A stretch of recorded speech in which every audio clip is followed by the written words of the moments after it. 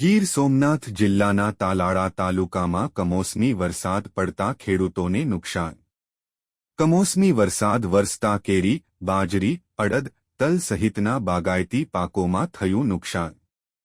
કમોસમી વરસાદથી નુકસાન થતા ખેડૂતોને મુશ્કેલી વેઠવાનો આવ્યો વારો, જેને લઈ તાલાળા તાલુકા કિસાન સંઘ દ્વારા ખેડૂતોને વળતર ચૂકવવા રાજ્યના મુખ્યમંત્રી અને કૃષિ મંત્રીને લખ્યો પત્ર। કેસર કેરીના પાક નિષ્ફળ બાબતે અસંખ્ય રજૂઆત બાદ સરકારે કોઈપણ પગલાં ન લીધા હોવાની રાહ।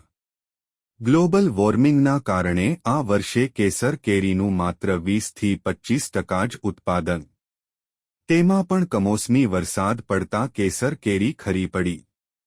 કેસર કેરીનું વર્ષમાં માત્ર એક જ વાર થાય છે ઉત્પાદન, જેને લઈને કેસર કેરી પકવતા ખેડૂતને વર્ષ કેવી રીતે પસાર કરવું જેને લઈને ખેડૂતો મુકાયા ચિંતામાં। બાઇટ પ્રવીણભાઈ હોડવડિયા, પ્રમુખ શ્રી ભારતીય કિસાન સંઘ તાલાલા તાલુકો।